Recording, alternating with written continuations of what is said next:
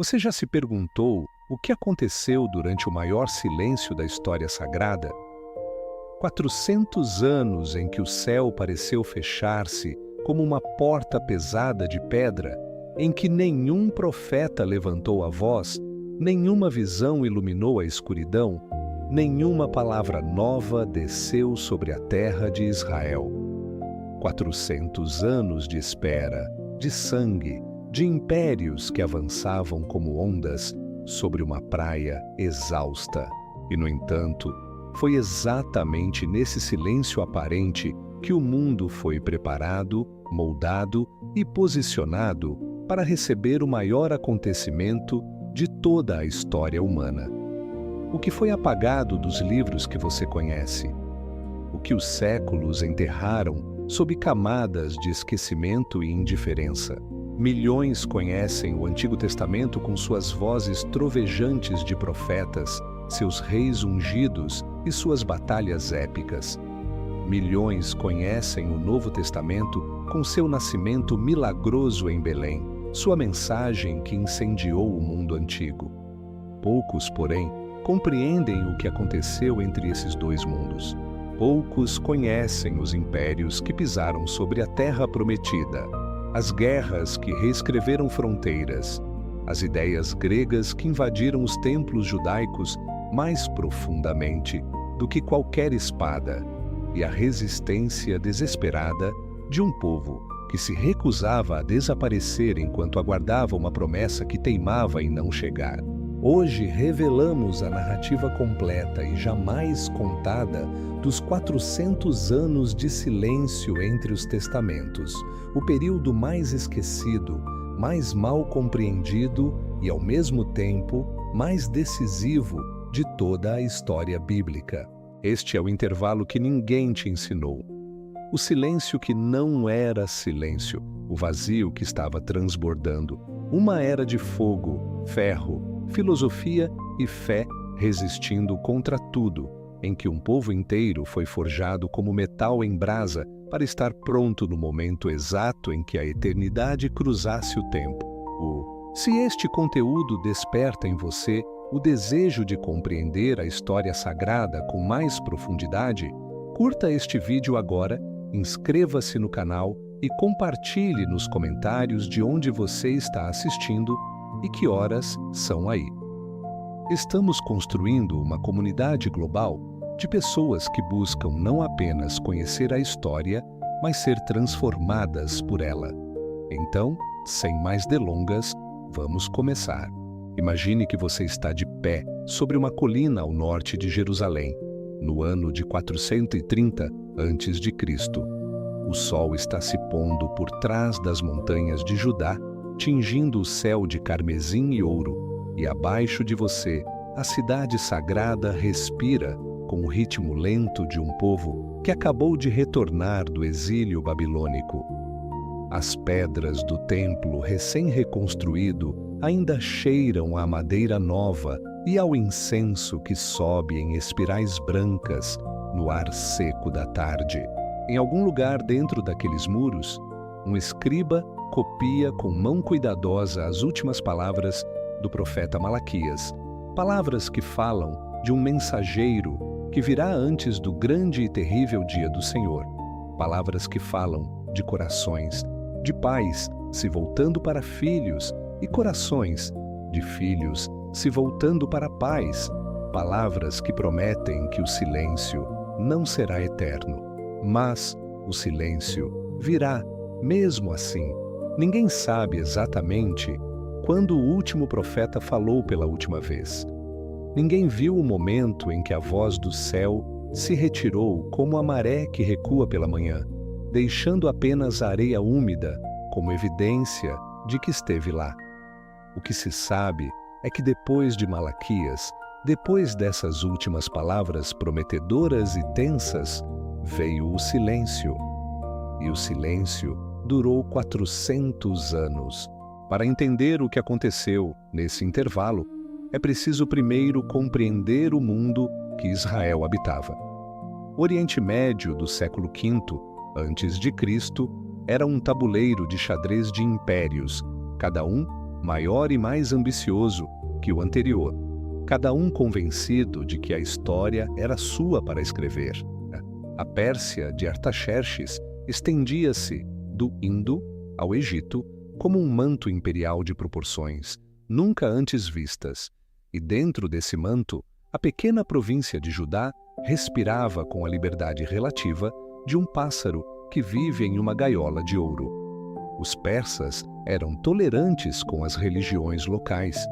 Eles permitiram que os judeus retornassem do exílio, que reconstruíssem seu templo, que praticassem sua lei. Era uma espécie de paz, mas era a paz do submisso, não do livre. Jerusalém, naquele tempo, era uma cidade que carregava as marcas de seu passado como cicatrizes visíveis. As ruínas das muralhas que Nabucodonosor havia demolido gerações antes ainda podiam ser vistas em alguns trechos, pedras enegrecidas pelo fogo que lembravam a todos que a destruição pode vir mesmo para o lugar que Deus escolheu. Neemias havia reconstruído as muralhas com urgência e determinação, com trabalhadores que seguravam espadas numa mão e ferramentas na outra, porque seus inimigos ao redor nunca dormiam. Esdras havia trazido de volta a Torá ao centro da vida comunitária, lendo publicamente diante de todo o povo reunido, homens e mulheres e crianças grandes o suficiente para entender, enquanto as pessoas choravam ao ouvir as palavras da lei pela primeira vez em gerações. Era um povo que havia sido partido e estava sendo remendado. E é nesse contexto de fragilidade restaurada que o silêncio desceu. Dentro desse silêncio, porém, o mundo não parou. Muito pelo contrário. O mundo entrou em um período de transformação tão radical, tão acelerada e tão abrangente, que quando a voz do céu finalmente falou novamente, o cenário ao redor havia mudado de forma quase irreconhecível. Para compreender os 400 anos entre os testamentos, é preciso acompanhar 3 grandes movimentos que redesenharam a face da terra conhecida: a chegada de Alexandre, o espalhamento da cultura grega e a resistência mística de um povo que escolheu morrer a deixar de ser quem era.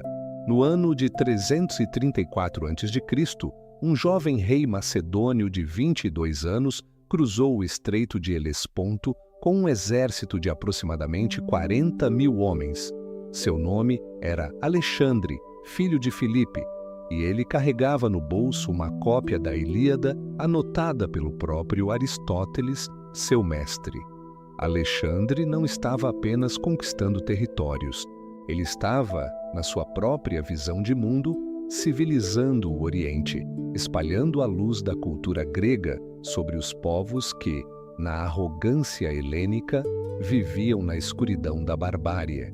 Em menos de 12 anos, esse jovem de cabelos louros e olhos de cores diferentes havia dobrado os joelhos do Império Persa, cruzado o Egito, onde foi saudado como filho de Amon, e fundou Alexandria às margens do Mediterrâneo, avançado pela Mesopotâmia e chegado até as fronteiras da Índia, antes de seus generais esgotados se recusarem a seguir em frente. Quando Alexandre entrou em Jerusalém, os relatos históricos, especialmente os preservados por Flávio Josefo, descrevem um encontro carregado de simbolismo. O sumo sacerdote saiu ao encontro do conquistador com toda a pompa religiosa, vestimentas sagradas, a mitra dourada com o nome de Deus gravado, e Alexandre, ao contrário do que todos esperavam, não atacou. Prostrou-se.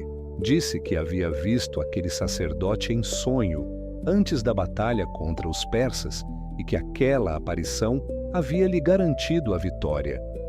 Se a história é literal ou simbólica, ela captura algo verdadeiro sobre a relação entre Alexandre e os judeus. Não foi uma relação de destruição imediata, mas de uma sedução muito mais perigosa. Alexandre morreu em 323 a.C., em Babilônia, com apenas 32 anos. Seu império, que havia sido construído com velocidade sobre-humana, foi partido entre seus generais, os chamados diádocos, os sucessores. A terra de Israel ficou no centro de um cabo de guerra entre dois desses reinos, o Egito dos Ptolomeus ao sul e a Síria dos Seleucidas ao norte. Por mais de um século, a Judéia ficou sob o controle dos Ptolomeus, que, como os persas antes deles, permitiram uma relativa autonomia religiosa.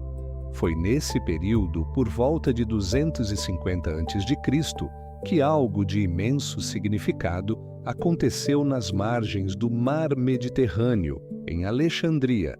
A Torá foi traduzida para o grego. A tradução ficou conhecida como a Septuaginta, o texto dos 70, batizada assim pela lenda de que 72 sábios judeus, isolados em 72 células separadas, produziram traduções idênticas milagrosamente. Independentemente da lenda, o fato é histórico e suas consequências foram enormes.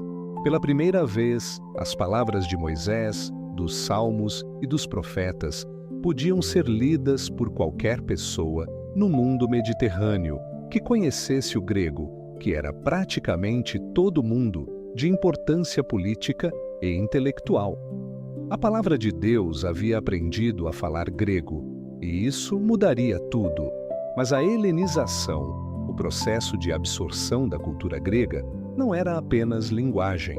Era um modo de vida que penetrava na arquitetura, na filosofia, na ginástica, na culinária, nos valores e na teologia.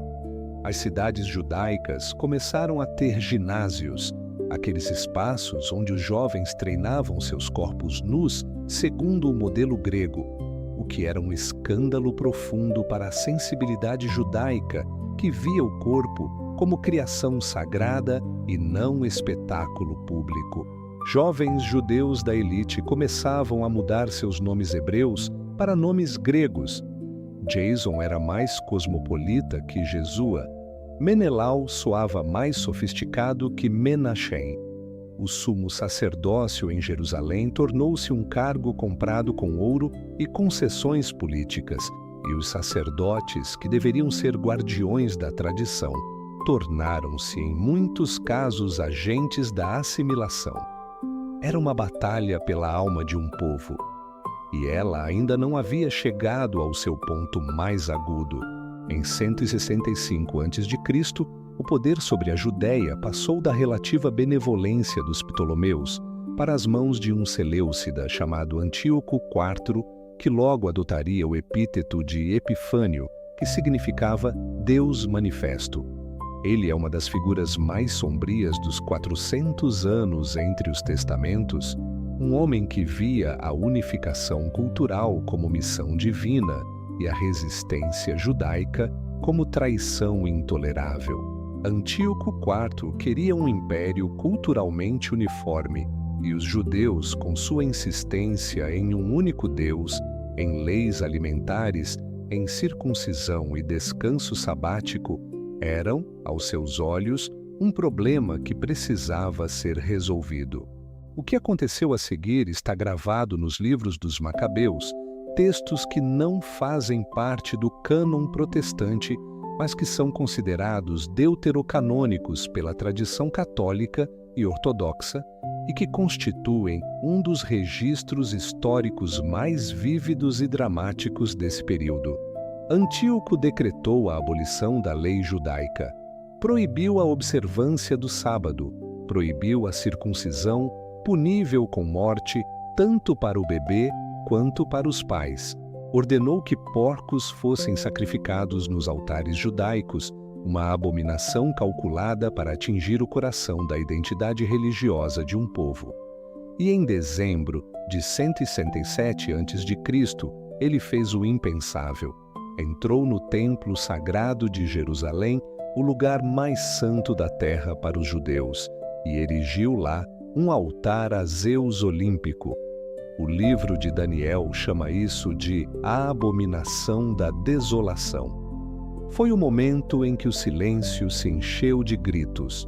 Em uma pequena cidade chamada Modim, a oeste de Jerusalém, um ancião sacerdote chamado Matatias, da família dos Hasmoneus, recusou publicamente o edito imperial de sacrificar ao deus grego. Quando um judeu covarde se adiantou para fazer o sacrifício em seu lugar, Matatias o matou ali mesmo, na praça pública, e matou também o oficial Seleucida presente. Então fugiu para as montanhas com seus 5 filhos e um grito que ecoaria pelos séculos: quem tiver zeal pela lei e mantiver a aliança, que me siga. E pessoas o seguiram. A revolta dos Macabeus, liderada após a morte de Matatias pelo seu filho Judas, apelidado de Macabeu, que provavelmente significa martelo, foi um dos acontecimentos mais improváveis da história militar. Um grupo de guerrilheiros mal armados, refugiados nas colinas da Judéia, enfrentou as forças militares do Império Seleucida em uma série de batalhas que desafiaram toda lógica estratégica. Judas era um líder de gênio instintivo, usando o terreno acidentado da Judéia como aliado, atacando à noite, desaparecendo antes que os exércitos regulares pudessem responder, inflamando seus seguidores com a convicção de que Deus lutava com eles. Em 164 a.C., 3 anos exatos após a profanação do templo, Judas Macabeu entrou em Jerusalém e purificou o santuário sagrado, a festa de Hanukkah, que até hoje os judeus celebram acendendo velas por 8 dias, comemora esse momento. A lenda diz que quando foram purificar o templo, encontraram óleo suficiente para acender o candelabro por apenas um dia, mas o óleo durou 8 dias, tempo suficiente para preparar mais. Seja lenda ou milagre, a festa é um memorial de resistência, de recusa a desaparecer, de uma luz que não se apaga, mesmo quando todos os cálculos dizem que deveria. Mas a vitória dos Macabeus abriu uma caixa de contradições que assombraria Israel pelos séculos seguintes. A família asmoneana assumiu o controle político e religioso de Judá, tornando-se sumos sacerdotes e depois reis, e foram se corrompendo gradualmente com o próprio poder que haviam conquistado para defender a fé. A ironia era amarga. Os que haviam lutado contra a helenização tornaram-se eles mesmos progressivamente helenizados no exercício do poder. Disputas dinásticas rasgaram a casa hasmoneana e foi justamente uma dessas disputas que abriria a porta para o próximo e mais duradouro amo da terra de Israel. No ano de 63 a.C., 2 príncipes asmoneus rivais, Aristóbulo II e Hircano II, cometeram o erro fatal de pedir arbitragem a uma potência estrangeira em sua guerra civil. A potência a quem apelaram era Roma, e o general romano que respondeu ao chamado era Pompeu, um dos homens mais poderosos do mundo mediterrâneo. Pompeu chegou, avaliou a situação, decidiu em favor de Hircano e então fez o que generais romanos faziam. Ficou. Entrou em Jerusalém com seus legionários. Cometeu o ato que para os judeus era quase tão traumático quanto o de Antíoco. Entrou no Santo dos Santos, o lugar mais sagrado do templo, onde apenas o sumo sacerdote entrava uma vez por ano no dia da expiação. Mas, ao contrário de Antíoco, Pompeu não tocou em nada, não roubou os tesouros, não profanou os rituais.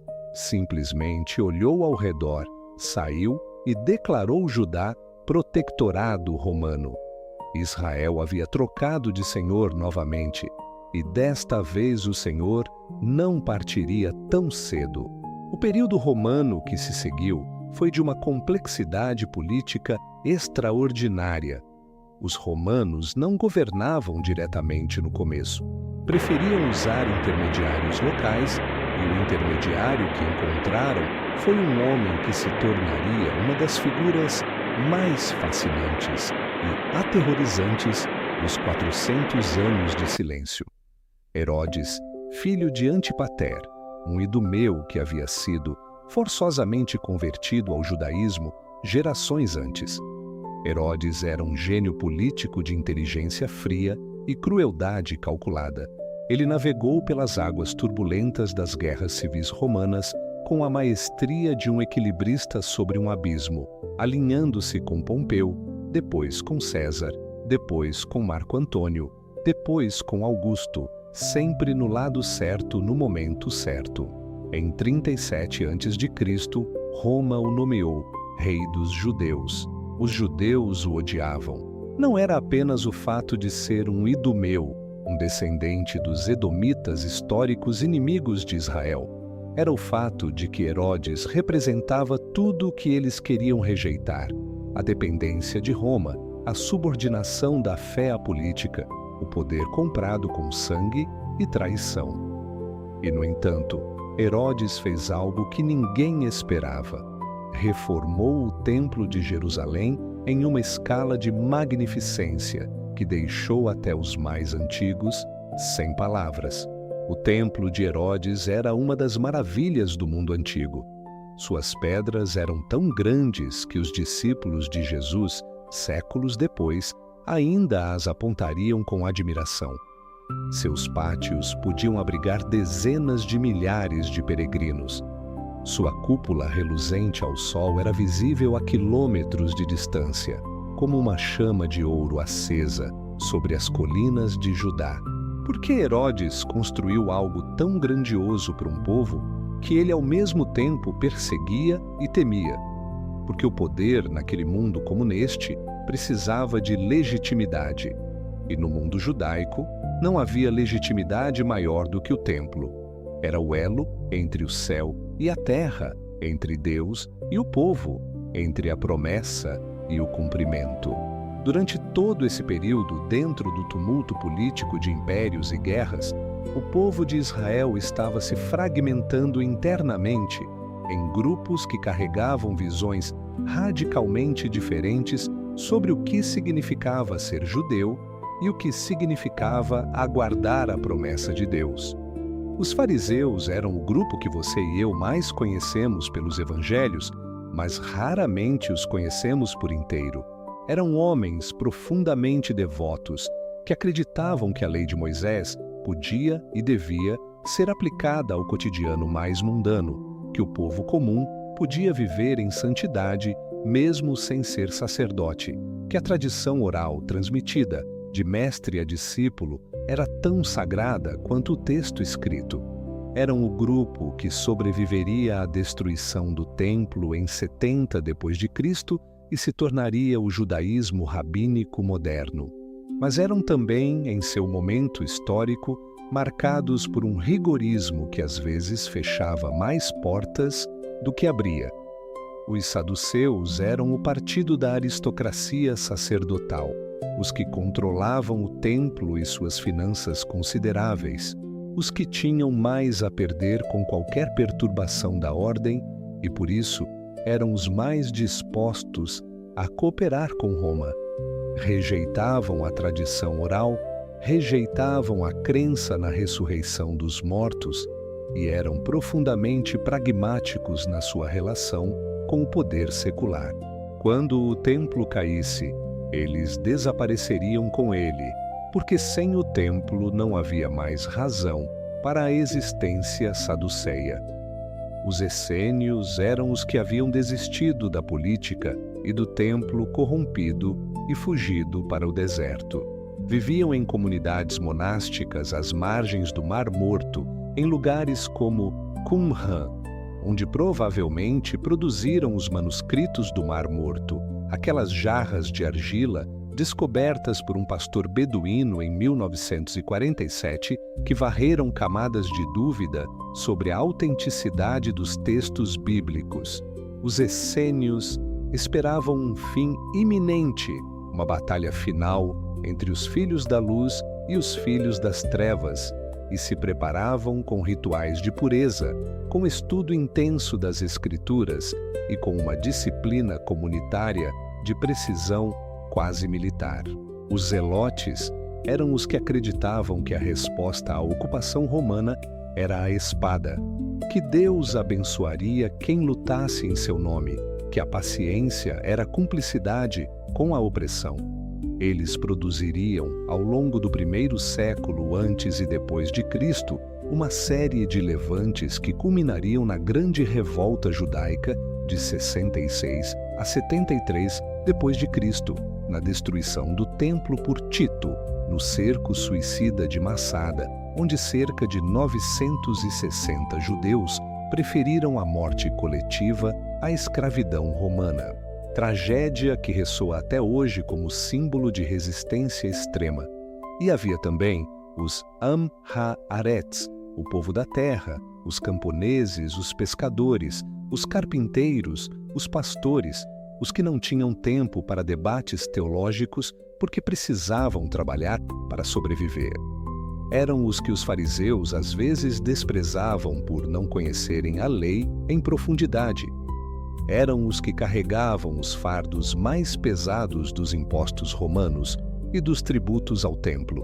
Eram os que esperavam a promessa sem vocabulário teológico sofisticado para expressá-la, mas com uma intensidade de necessidade que nenhum debate acadêmico conseguia substituir.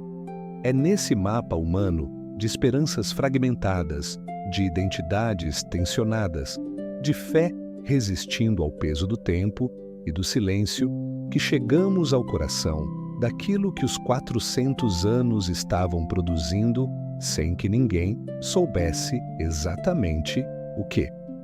Porque o silêncio nunca era apenas ausência, era gestação. Pense no que aconteceu durante esses 4 séculos do ponto de vista da preparação histórica. O grego havia se tornado a língua franca do mundo mediterrâneo, o que significava que quando uma mensagem viesse, ela poderia viajar de boca em boca, de cidade em cidade, de cultura em cultura, sem a barreira da tradução. A Septuaginta já existia, tornando as profecias do Antigo Testamento acessíveis a quem quisesse ler em qualquer canto do mundo romano. As estradas romanas, construídas com a obsessão de engenharia que Roma tinha pela ordem e pelo controle, conectavam a Bretanha à Síria, o Egito à Espanha, permitindo que um mensageiro a pé ou a cavalo pudesse cruzar o mundo conhecida em semanas. A Pax Romana, a paz imposta pela força romana, havia reduzido as guerras constantes entre reinos e tornava as viagens mais seguras do que em qualquer geração anterior. E em cada grande cidade do mundo romano havia uma sinagoga, porque a diáspora judaica havia espalhado comunidades de Israel por toda a bacia mediterrânea, comunidades que liam as mesmas profecias, que aguardavam o mesmo Messias, que seriam os primeiros a reconhecer ou rejeitar quando ele chegasse. Era como se o mundo inteiro houvesse sido, sem saber, arrumado para uma visita. E havia ainda a dimensão espiritual da espera. Porque o que esses 400 anos fizeram com a alma de Israel é algo que não aparece nos mapas de impérios nem nas cronologias de batalhas. Aparece na intensidade crescente da esperança messiânica, essa convicção que foi se tornando mais aguda e mais urgente com cada geração, de que Deus não havia abandonado seu povo, de que a promessa feita a Abraão, reiterada a Moisés, cantada por Davi e proclamada pelos profetas havia de se cumprir, e que o cumprimento estava próximo, que alguém viria, que o silêncio terminaria. Essa esperança messiânica assumia formas diferentes em diferentes grupos. Para os zelotes, o Messias seria um rei guerreiro que lideraria Israel à vitória militar sobre Roma. Para os fariseus, seria alguém que estabeleceria o reino da lei em sua plenitude. Para os essênios, seria o sacerdote perfeito que purificaria o culto corrompido. Para os Amharetz, seria simplesmente alguém que os veria, que os ouviria, que aliviaria seus fardos. Cada grupo projetava no futuro a solução para a sua dor presente. Mas havia algo que todos compartilhavam: a certeza de que Deus não havia terminado, que o livro ainda estava aberto, que a última página ainda não havia sido escrita. É preciso sentar por um momento com a experiência humana do silêncio para entender o que 400 anos fizeram com um povo. Não é apenas uma questão histórica, é uma questão existencial. Você conhece esse silêncio. Todo ser humano que já esperou por algo que não chegava, que já orou e sentiu que suas palavras batiam no teto e caíam de volta, que já viu gerações nascerem e morrerem sem que a promessa se cumprisse, conhece uma versão menor, mas não menos real, do que Israel viveu nesses 4 séculos. Imagine ser um pai em Jerusalém no 1º século antes de Cristo, ensinando seu filho pequeno as palavras de Isaías: um menino nos nasceu, um filho nos foi dado, e o governo estará sobre seus ombros. Imagine olhar para seu filho e perguntar em silêncio se ele viveria para ver isto. E imaginar que seu próprio pai havia feito a mesma pergunta olhando para você, e que o pai do seu pai havia feito o mesmo, geração após geração, carregando a mesma esperança, transmitindo a mesma chama, recusando-se a deixá-la apagar, mesmo quando o vento da história soprava com toda a força. Essa é a textura humana dos 400 anos, não apenas guerras e impérios, não apenas disputas teológicas e revoltas armadas, mas pessoas reais acordando de manhã com a pergunta viva no peito: será que é hoje? E deitando à noite com a resposta adiada, mas não cancelada. Nesse contexto, certos textos das Escrituras ganhavam uma urgência diferente. O livro de Daniel, com suas visões de reinos que viriam e cairiam e de um filho do homem vindo sobre as nuvens, era lido com olhos que procuravam nas imagens cifradas o mapa do presente. O livro de Isaías, com sua figura do servo sofredor, do varão de dores que carregaria as enfermidades do povo, ressoava com uma intensidade diferente para quem havia visto o sofrimento de perto. Os salmos eram cantados nas sinagogas com a voz de quem sabia o que era clamar do fundo do poço e esperar que o Senhor inclinasse o ouvido. E então, em um momento que o próprio Evangelho de Lucas descreve com a precisão de quem quer que ninguém duvide da historicidade, aconteceu algo nos arredores de Jerusalém. Um sacerdote chamado Zacarias estava servindo no templo durante a sua semana de turno, queimando incenso no altar dourado, quando apareceu diante dele um anjo. O anjo lhe disse que sua esposa Elizabeth, já velha demais para ter filhos, conceberia um filho, e que esse filho andaria adiante do Senhor no espírito e poder de Elias, para preparar ao Senhor um povo preparado. O silêncio estava terminando. João, filho de Zacarias, cresceu no deserto, comeu gafanhotos e mel silvestre, vestiu-se de pele de camelo e emergiu das margens do Jordão com uma voz que parecia a de alguém que havia estado a sós com Deus por muito tempo. Ele pregava um batismo de arrependimento, chamava os fariseus de raça de víboras, dizia que o machado já estava posto à raiz das árvores e anunciava que alguém vinha depois dele, alguém cujas sandálias ele não era digno de desatar. E então, nas margens do mesmo Jordão, onde Josué havia cruzado Israel para a terra prometida séculos antes, onde Elias havia sido arrebatado ao céu em carro de fogo, onde o próprio rio parecia carregar a memória de todas as histórias de Deus com seu povo, Jesus de Nazaré veio se batizar. E quando João o batizou e Jesus subiu da água, o Evangelho diz que os céus se abriram, que o Espírito desceu como pomba sobre ele, e que uma voz veio do céu dizendo: Este é o meu Filho amado, em quem me agrado.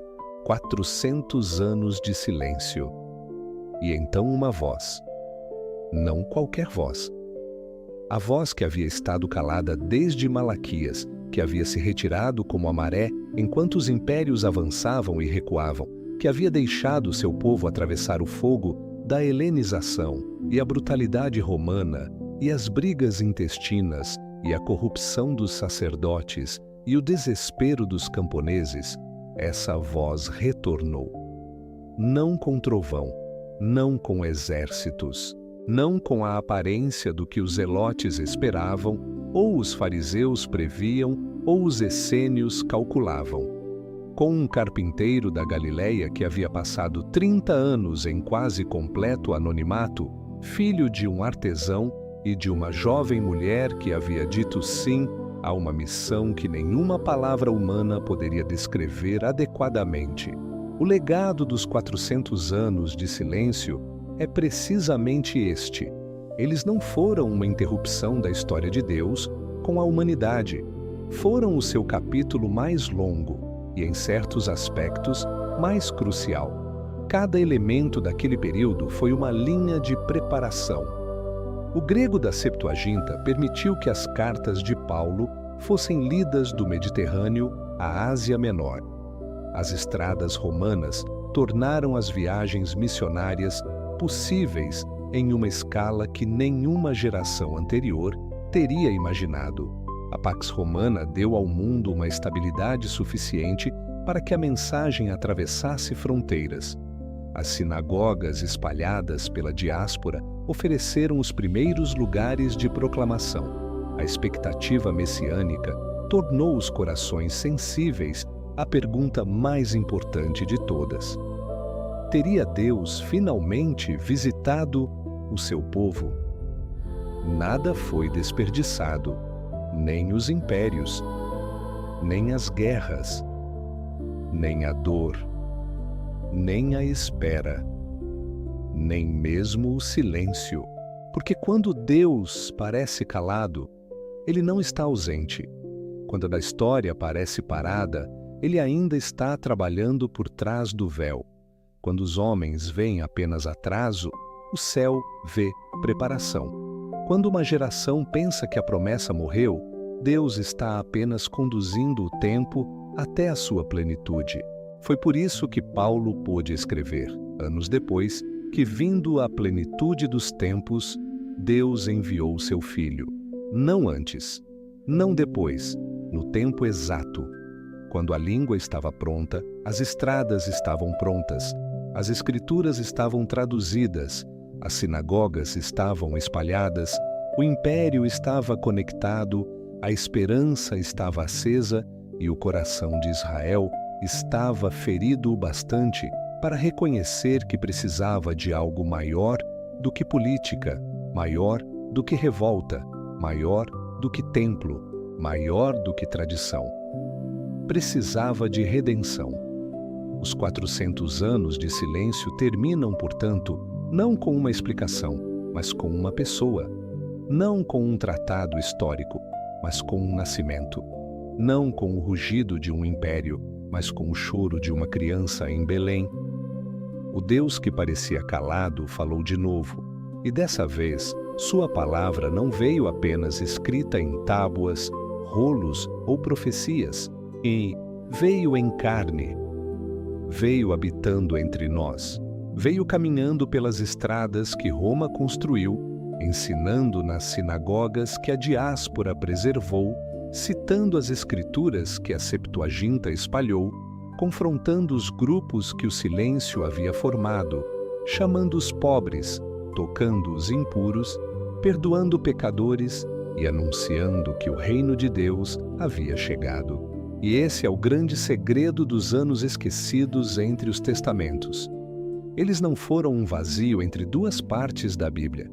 Eles foram a ponte, foram o ventre da história, foram o palco sendo montado antes que a cortina se abrisse para o centro de tudo.